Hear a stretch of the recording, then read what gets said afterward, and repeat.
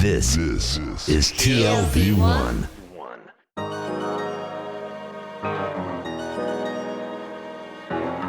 The Tel Aviv Review.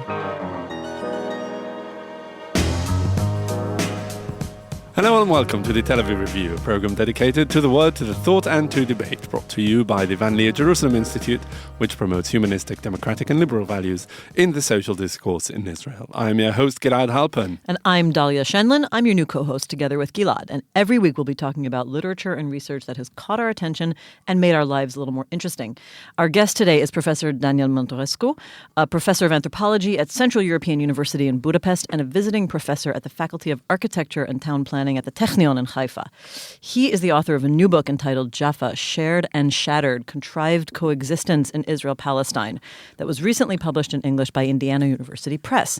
Professor Daniel Monterescu, thank you for coming to the Tel Aviv Review. Thanks for having me. So your book has so many themes, so we're thinking about where to start. And I think I want to ask, do you view Jaffa as sort of a microcosm for the entire ethno-religious nationalist Israeli-Palestinian conflict? No. The concept of microcosm assumes a certain set of relationship between the city and the nation or the state. What I argue is that there is no direct representation between the city and the project of the nation. Rather, the city can be seen as a productive failure of these relationships. And I argue that we need to think about the city, about the mixed city, about Jaffa, about divided cities in general, in terms of two axes. One which is about the relationship between residents, political subjects, and the project of the nation. This is the vertical axis of mediation, one that I argue fails. And the other is a horizontal axis, one that I call the scale of reciprocity or exchange. And this is about everyday life, negotiation, political coalitions, violence on the street, and the rest of the stuff that makes our lives. So just to finish on that, if Jaffa is not a microcosm, would you say that a similar study of a different mixed city in Israel would yield completely different results? In many ways, Jaffa is actually the exception that confirms the rule. And this is not about Jaffa per se, but also about other mixed cities like Lida, Ramle, Acre, and Haifa. About 90% of the Palestinian citizens of Israel and Jewish Israelis live in what we can call segregated settlements or towns or cities, that is, without the presence of the other. And in this respect, this group of cities challenge the organizing principle of Israeli society, that of ethnic separation. To generalize from this case study to other cities such as Tel Aviv would be difficult. But Jaffa encapsulates some of the major dramas, some of the open wounds of the Israeli and the Palestinian societies. Okay, so it's not exactly a microcosm, but it encapsulates some of the dynamics. If it's not a microcosm, on the other hand, but it does encapsulate some conflict dynamics, to what extent are the dynamics of Jaffa and the horizontal relationships you're talking about, and the vertical ones, to what extent are they unique even to Israel and the Israeli-Palestinian conflict? I mean, we have all sorts of urban, class, race, identity issues in other cities who are also struggling with gentrification and the conflicts thereby created in other cities in the Western world. So is this unique? First, it is unique because they reflect the specific histories of Palestinian Jews in this land. They do, however, have some sociological and analytic similarities with other cases. And we can, for example, talk about Jerusalem in relation to Belfast, and we can talk about Jaffa in relation to Marseille, and we can also expand the discussion to Sarajevo and other cities. So we do explore here a larger set of ethnically contested, binational, multicultural cities. And the case I'm interested in, the case I've been working on, is a particularly dramatic one because it is one of the longest ethnic conflicts in the world. And it is one that continues to yield not only incidents of violence and alienation, but also surprising coalitions, friendships, love affairs, political experiments, manifestos, cultural hangouts, It is in many ways a political and social and sociological laboratory for some of the most radical forces in our world today. Can you give us a couple of examples of some of those unusual coalitions, counterintuitive relationships? For example, one of the cases I like to talk about is the contradictory relations between gentrification and Palestinian politics and Palestinian presence and recognition. So, for example, one of the most important cultural institutions in Jaffa, the Jaffa Cafe, the first bookstore, the first Arabic bookstore in Jaffa since 1948, was actually the outcome of a business venture between a Jewish gentrifier, Din Ali, who passed away, and a Palestinian resident, Michel Raheb. These surprising coalitions are what make Jaffa so unique. Another example is the Honolulu Club, the Honolulu Bar, which is a gay-friendly, binational hangout where not only that politics is not rejected or kept at bay, but it is part and parcel of the cultural experience. And in this regard, we can see how the eros of the city is mobilized to produce a very unique form of politics. So what you're saying is that gentrification is not necessarily a bad word. We see here gentrifiers who are engaging the local population, the local culture, instead of what we thought of them as doing, as pushing them out. Mm-hmm. Well, there is a question of scale. As an historical anthropologist, I focus on minute details, on daily interactions, based on a methodology that we like to call ethnography or participant observation. Once you look at the world bottom up, from the street level, you see very different interactions. So one of the questions is, at what level do you want to look at this process? If you look at it from the top down, what you see is the commodification of space. What you see is the real estatization of space. And this is, of course, a political and economic process with very clear victims. In our case, the Palestinian minority in the city, the poor Jewish residents in the city, etc. But how is that different from other gentrification processes? I mean, the commodification of space, real estate is a commercial endeavor everywhere in the world. Or in other words, in this process of gentrification, where does the national end or the political end and the socioeconomic start? Right. This is precisely what makes the Israeli-Palestinian case so unique. We're not just talking about the movement of people in London or the history of communities in New York or Chicago. What we're talking here is about national symbols. Jaffa in the Palestinian discourse is also called Arus Falastin, the bride of Palestine. It carries an enormous burden, an enormous symbolic and political burden. And the Palestinian community, which today amounts to about 20,000 people, are basically not only struggling for their own survival, but also representing the very idea of Palestinian urbanism and its futures. You have a couple of different interesting terms and concepts here that you use for these environments of mixed cities. You call them mixed cities, shared cities, targeted or Jewish and marginalized cities. Can you describe what some of those terms mean and why you felt the need to kind of distinguish between them? First, we need to make an important distinguish, which is the basis of an anthropological inquiry, that between emek and etik. Emek, is the world from the native's point of view. That is how people actually use these terms in real life. And etik is the ethnographers or the anthropologist or the sociologist attempt to understand the emek. When people talk about mixed towns, it is an emek concept. It is a concept that I managed to trace back to the 1930s, to the Peel Commission, during the submitted after the Arab Revolt of 1936 to 1939. This is when the idea of partition first was proposed, and the idea, the British, the colonial idea, the colonial logic, was that we need to divide, that we need to partition space and society. But there are certain cases, mixed cities, for example, Tiberias was given as an example, where partition is impossible.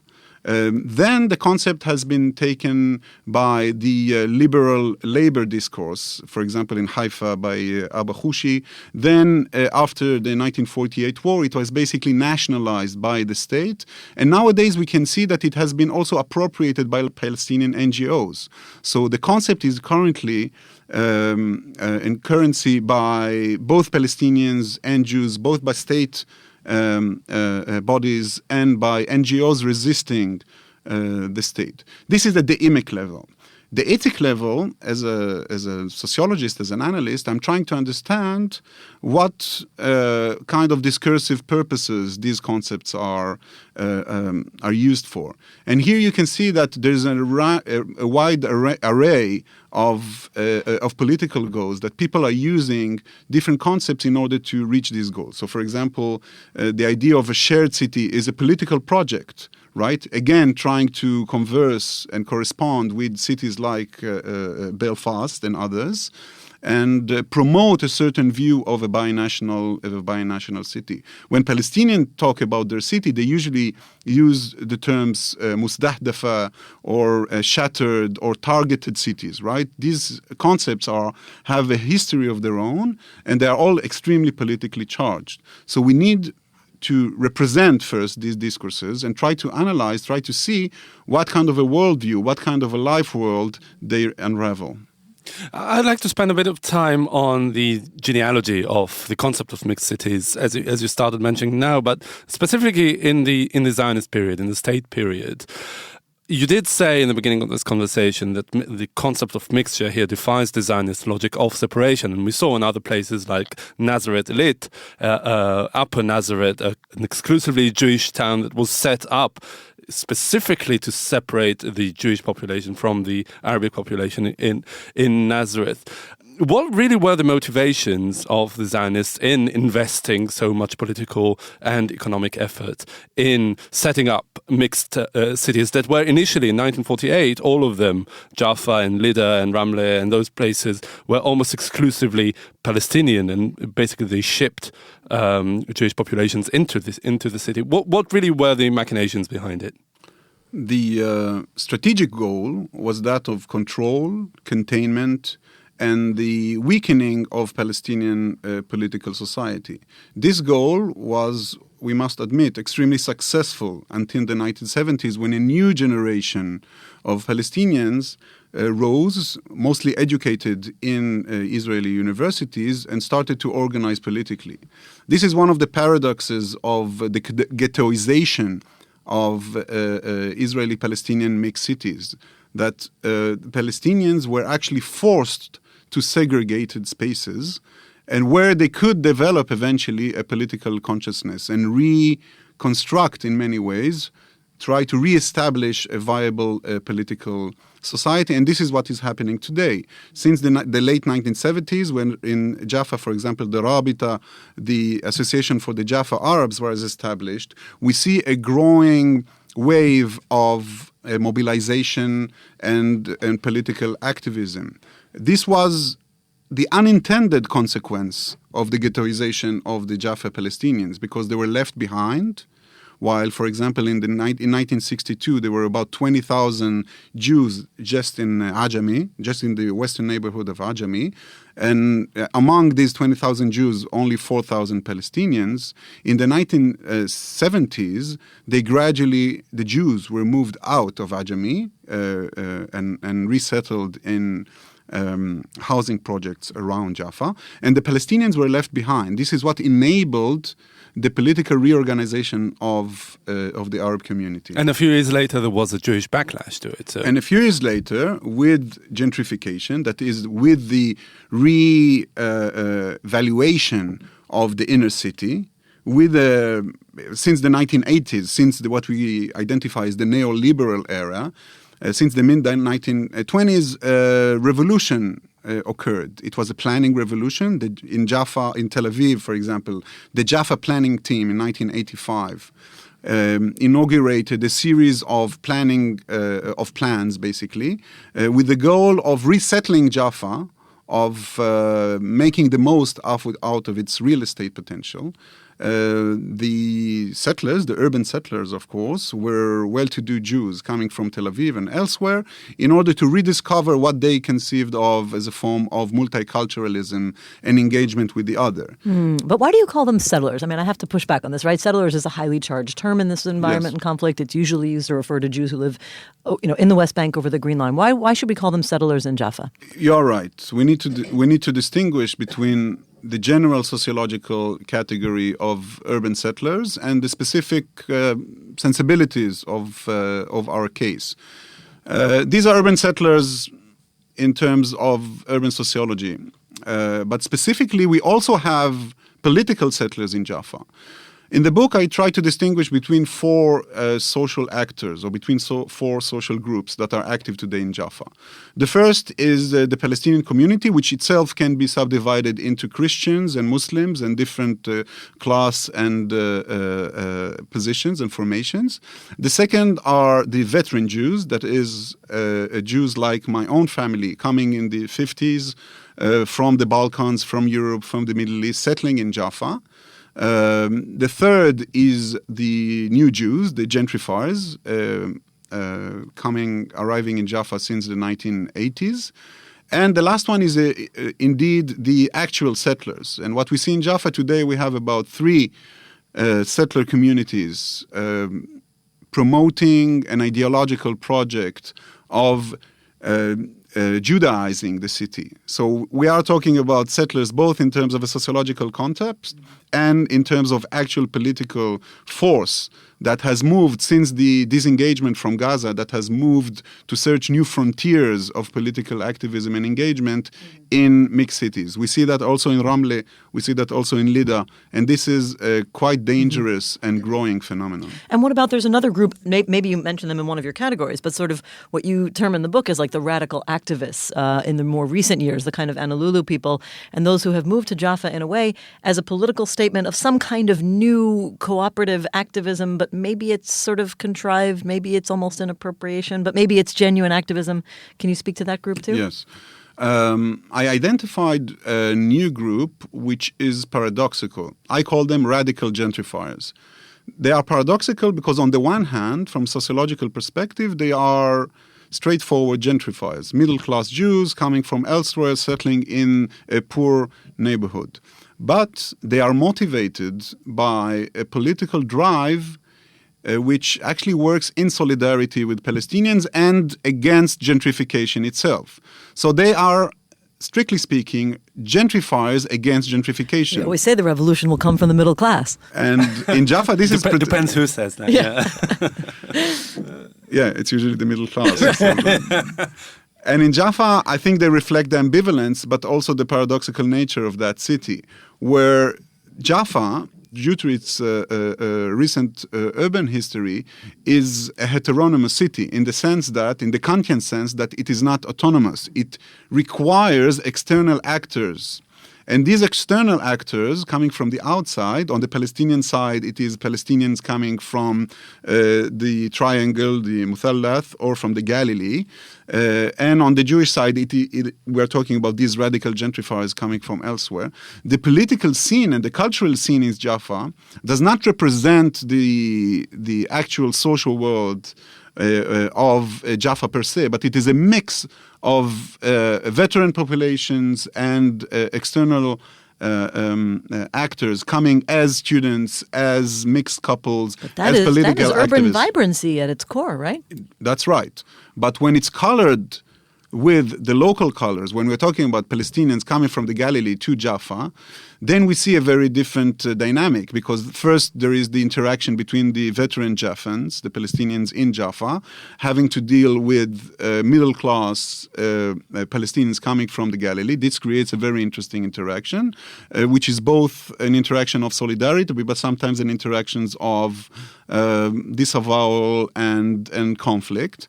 And of course, from the Jewish perspective, we have the veteran Bulgarian, Romanian Jews, Moroccan Jews having to deal with the new Ashkenazi middle class. Mm-hmm. So we are faced here with an extremely complicated set of populations with no center, with no core to speak of. So why did you choose in the title of your book to use the phrase contrived coexistence? From what you say here, much of this coexistence is actually authentic. First, I think we need to deconstruct the concept of authenticity. Authenticity itself is an ideological concept that...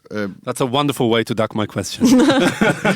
By the way, is a very important marketing tool for gentrifiers, right? Gentrifiers are always in search of authenticity, always in search of diversity. But just sort of emptied the term authenticity of any authenticity. It's contrived authenticity. Yeah, exactly. Yeah. Well, that's what anthropologists and sociologists do. But to your question, my argument about mixed cities in general, and mixed cities, of course, should be taken critically, the concept of mixed cities. My argument about Jaffa is that it is a refusenic city in the sense that it does not align with any kinds of stereotypes we would like to project on it.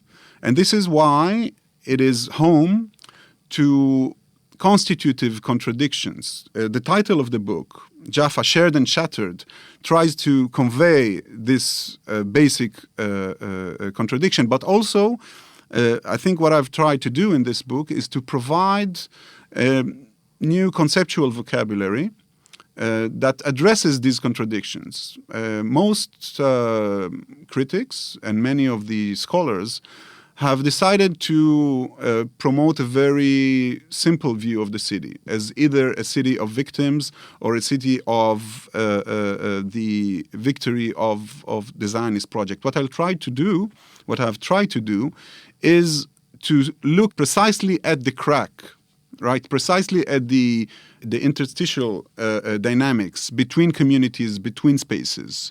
Contrived coexistence is such a paradoxical concept. On the one hand, it conveys the notion of violence, the notion of constraint, right? Contrived. On the other hand, it does address what we see on the ground, which is the cohabitation of Jews and Arabs, which is not always involuntary. So how do we conceptually deal with a social process that combines involuntary, that is forced pressure, and a level of choice and a level of freedom? This is what I try to do. I try to conceptualize the combination of agency and constraints. Mm-hmm. And so do you see Jaffa as a city of hope? I mean, is there sort of emerging paradigms of existence or coexistence or whatever term we want to use for the mingling of people by hook or by crook, by force or by choice that force them to learn new ways of coping with, a multi-identity reality that we can learn from Jaffa? We have a great deal to learn from Jaffa, and not only from Jaffa, because Jaffa is authentic, and I would try to use this word here authentically and stand behind it. It is authentic because we do know of other cases, such as Neve Shalom, which are not urban settings and where coexistence or cohabitation is, if not artificial, organized. What we have here is the fruit of a dramatic history of unintended consequences, of a set of failures that do bring people of both sides together. And in this respect, we need to take this historical setting seriously, because unless our future is a future of apartheid, is a future of ethnic cleansing, this is where we can start looking for answer. If only because this is what really happens spontaneously, and because it is where even concerted and premeditated projects are tested. So sometimes they fail, like, for example, the 2011 Arab Spring demonstrations in Jaffa, which for the first time brought Mizrahi activists from Shkunat HaTikva and Palestinian activists together. But this kind of faded away. But they also bring new political experiments. They can develop a new political language, like the one that we see in Honolulu and also in political parties in the Jaffa list. Now, of course, we have to discuss your own personal history here, because you're the son of the bride, right? You are indigenous in so many ways to Jaffa. You were born there, you were raised there, and not only that, you went to Collège des Frères, the French school that is attended mainly by the local Palestinians. In short, it's a very unusual history for a Jewish boy in Israel. So I'd like to ask you first a general question about this specific research project, and others that of yours that focus on Jaffa. It's as if really for an anthropologist to study his own family, right? To write a book about his mother and father. Don't you think that, I'm trying to understand whether the absence of a critical distance from the object of your study enhanced or impeded your study in this case? Right. I'm an indigenous stranger in the sense that the very concept of indigeneity is a political debate in Israel and Palestine. And I was born to this city, which I chose to study. But the history of my family, both my parents migrated from Romania or from France, led them to Jaffa, and they chose to stay here. My father arrived in 1951 with his family to Manshia, to a neighborhood that does not exist anymore, between Jaffa and Tel Aviv, a former Palestinian working class neighborhood. And when he met my mother, they decided to relocate to Yafo Daled, which is on the border of Bat Yam, and then we moved to the heart of Jaffa. The tension between proximity and strangeness is basically what fuels my anthropological project. And in this respect, there is always not only critical distance, but there's always a very acute awareness to what sets apart not only myself and my children and my family, but also individual Palestinians from individual Jewish histories. However, as an historical anthropologist, as an ethnographer, I'm always sensitive to moments, situations, institutions that do defy this black and white logic. So, for example, the Collège des Frères, the French school, which is actually a colonial establishment founded in 1882 as part of the Mission Civilisatrice, as part of the civilizing mission of the French Empire, sought to not only to propagate French culture, but also to nurture the local elites. And this is where, until 1948, the Jewish elites, for example, the Shlush family, the Moyal family, sent their children, but also Palestinian elites. So, for example, Ghassan Kanafani studied there, Abu Iyad, Abu Nidal, some of the most impressive... Maybe you want to tell our listeners who those people are a little bit, just Ghassan Kanafani, for example, and Professor André Mazdawi, who was also my teacher back in fourth grade, a sociologist of education, wrote a beautiful book, Between State and Church, about this school, and he publishes there the grade sheet of Ghassan Kanafani, one of the most important Palestinian writers and political activist, a militant, murdered probably by the Mossad. So his whole story is the story of Palestinian resistance, and he came out of this school. What we see, for example, in places like the French school in Jaffa, but not only the French school, there's also a Scottish school. There are also now bilingual, binational schools in Jaffa. So there's an array of anti-hegemonic institutions, is that they attract these indigenous strangers. So, for example, now in Jaffa, now at the French school where my kids also study, it is the only school where Jews and Arabs learn outside the Israeli curriculum, but they learn Arabic together. My children, for example, my son who's second grade, is expected to meet the standards of native Arabic of second grade. The same for Hebrew and the same for French. This is refreshing. It is refreshing because it changes the relations of power. Whereas in Israeli schools, even when they learn Arabic, they always learn it from the perspective of the enemy. And the same goes for many other schools who, from their own perspective, challenge our political taken for granted. Well, I have to say that this, to me, is one of the more sort of optimistic conversations we've had. And I think that you have brought to us the gospel of Jaffa, because all these interesting and spontaneous and authentic and, inspiring in a way processes are coming out of there, even if they're fraught with some conflicts and contradictions. And despite the conflict that is intensifying almost every day. Right. Well, I don't share your optimism. No. Well, it's good that we disagree on something. I don't share your optimism because in addition to these potential scripts of shared existence, most of the reality in these cities, and not only in Jaffa, is a reality of division, of exclusion, and of inequality. And we need to take into consideration the fact that these forces play together. So while we look and perhaps tend to look at some of the more optimistic scripts, we need to represent, we need to analyze the forces that not only that they don't bring people together, but they actually push people away from each other. And this is the story of most of the mixed cities today. All right.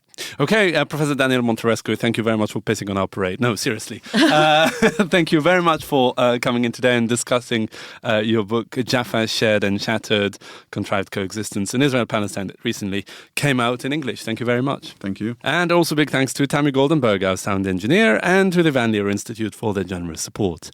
If you like this podcast and many more where it came from, just go to www.tlv1.fm/podcasts and take your pick. Thank you very much, Dalia. My pleasure. Thank you for having me, as always. And don't forget to visit our new website, telavivreview.org. Like us on Facebook and follow me and Dalia on Twitter. Join us again next week for another edition of the Tel Aviv Review. And until then, goodbye.